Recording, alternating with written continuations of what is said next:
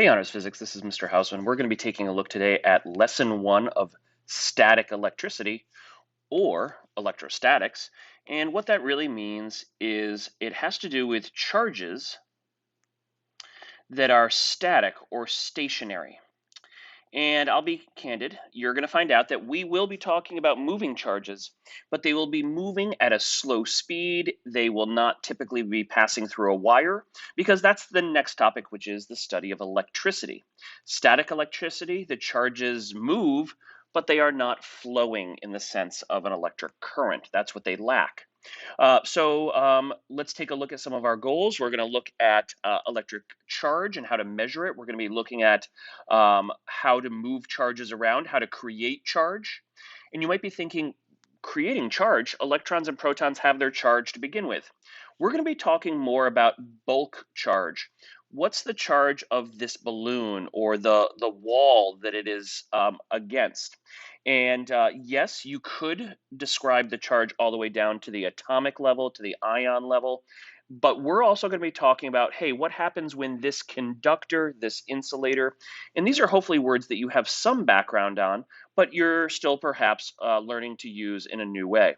There is a considerable new amount of quantitative expressions that are probably brand new, but a couple of them are similar to things we've done in the past. So let's kick this off. Okay, so regardless of kind of your past experience, everyone probably has heard of particles or substances that have charge. Well, charge is actually one of the most fundamental properties of matter. We noticed historically, scientists noticed that some particles attract and repel each other, and they kind of couldn't figure out exactly why at first. But why does rubber, like a balloon, when rubbed against animal fur or hair, it seems to be attracted to that hair after you rub it? And so the concept of charge was discovered through kind of human kind of experimentation. And over time, it has been universally been described as a quantity that you've never heard about really before from chemistry. And we're going to measure charge in Q. Well, you'll see me use uppercase Q or lowercase q. So let's talk about charge at the smallest level. What kind of particles have charge? And I don't think it's anything new to hear that electrons and protons carry charge. But so far, you've heard that electrons are -1 and protons are +1. And that worked for any study of chemistry. And quite honestly, that took me through college chemistry through several semesters. But this is what's called relative charge. Relative to each other, they are opposites. But the physicist, you are becoming introduced to the methods of physics, we measure charge in a quantity called coulombs. So when you talk about a single electron, it has something referred to as the elementary negative charge, and it is equal to -1.6 times 10 to the -19th, and the unit is coulombs. Coulomb, abbreviated capital C. It's down here in the notes.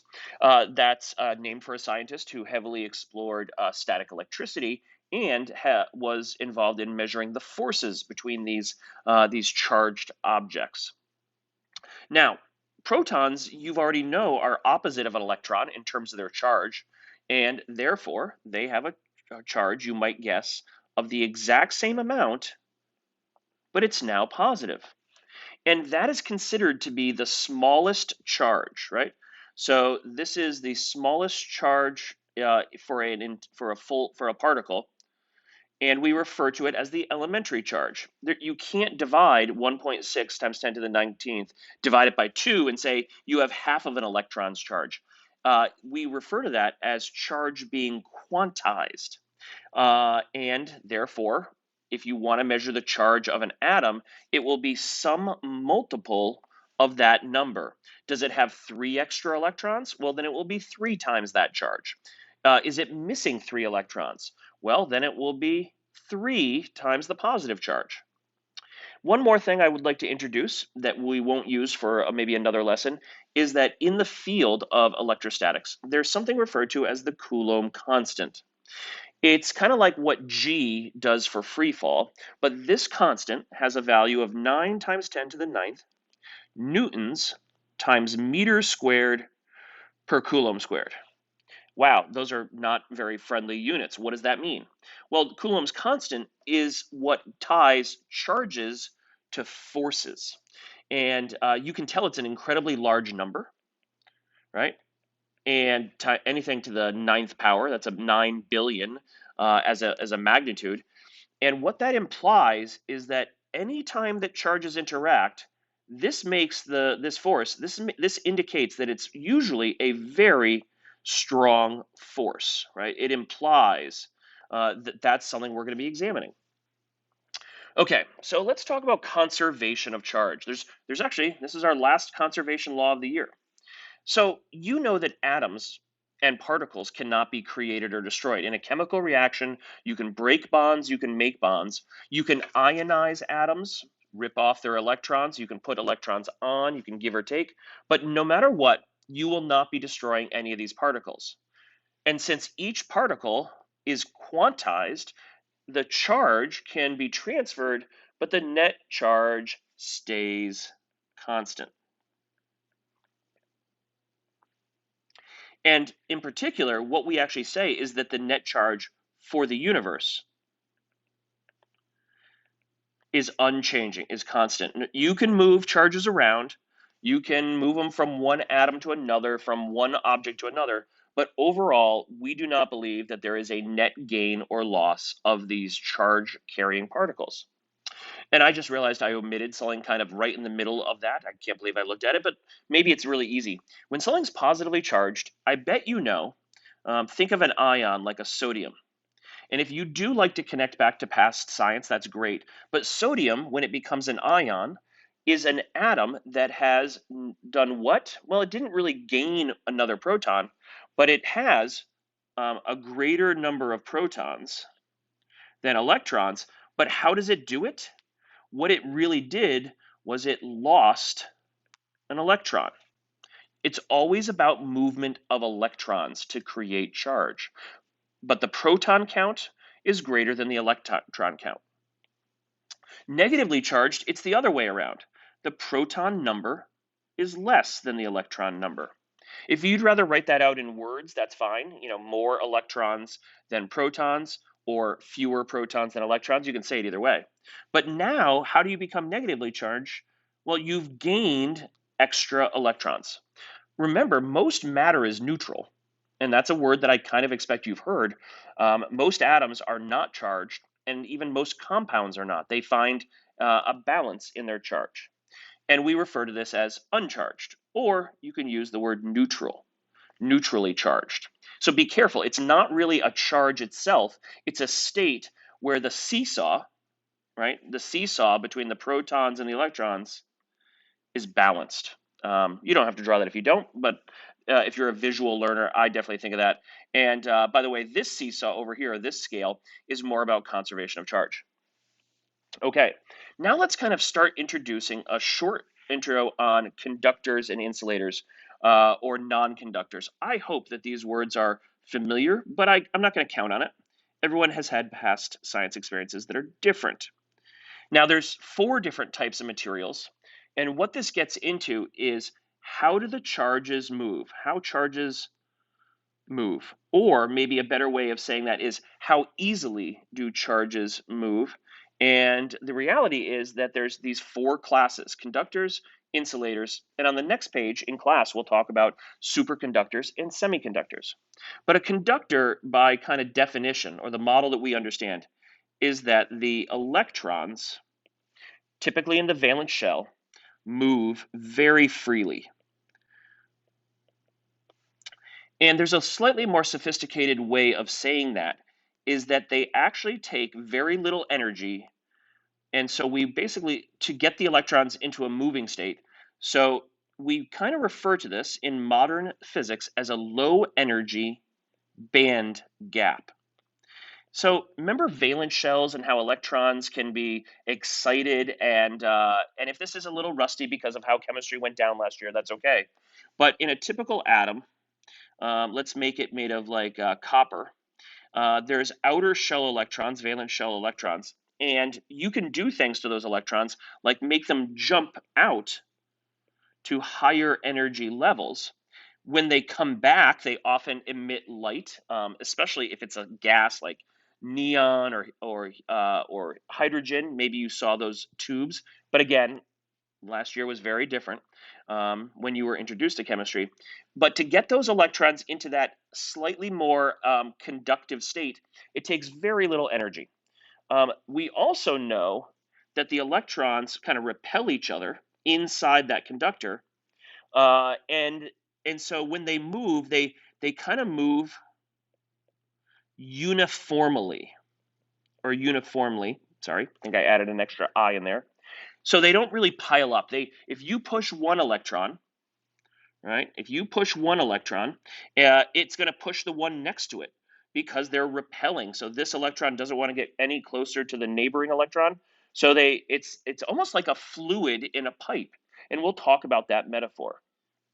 Okay, interesting little kind of side fact. Conductors, if you're going to do experiments with them, you're going to move them around. You almost always have to, you can't handle them. If you handle them, you're going to change the charge because your body is actually a pretty good conductor. Not great, but somewhat. And so you sometimes need to have an insulating, like handle. You know, maybe it's made of rubber or maybe it's made of wood. So you need to have an insulating handle, or else you're gonna affect the conductor. So you kind of like as soon as you try to investigate conductors, you change them because of your body's tendency to be a conductor.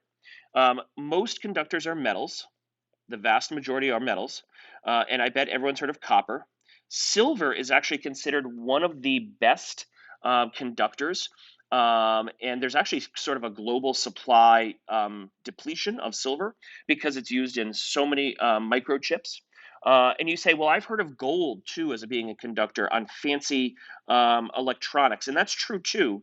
And the reason why they sometimes choose gold over silver, even though silver is a better conductor, is that gold tends to not tarnish or oxidize, and that means it stays pure gold. So if your metal is going to be exposed to air and conduct electricity, they sometimes use gold, but silver is still a little better. Now, what else is a conductor? Well, humans are an okay conductor, especially if we have sweat on us or there's water. So salt water is another conductor. So where do we encounter salt water? Yeah, swimming in the ocean, sweat. Dry skin is not a very good conductor, but I still would not try that with most electrostatics experiments. That means touch it with my bare hand. Let's finish this short video today with non-conductors. Essentially, they are opposites. The other two categories are not opposites, semiconductors and superconductors.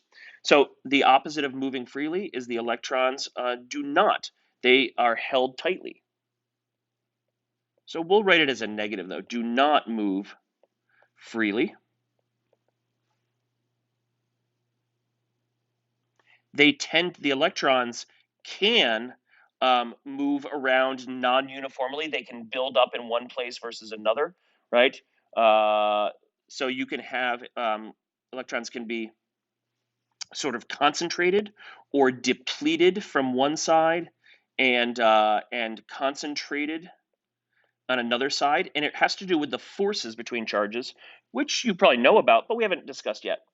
The electrons tend to stay in that material, and examples include rubber, plastics, wood. Do you know any others? Styrofoam, even glass. These are all insulating or non-conducting material. So if you want to keep charges in a material, we sometimes wrap the conductor in a non-conductor, and it keeps the charges more contained, right? Because the electrons can't move through the insulators. One of the best insulators is actually air. Or a vacuum, the presence of no matter at all, right? So electrons tend to not jump through air very easily. And you think to yourself, but I've seen lightning. Lightning is a powerful example of electrons jumping that only occurs, under very, very high energy situations where there's a huge number of charges in one area and they have enough energy to jump. And we'll be examining how lightning works, okay?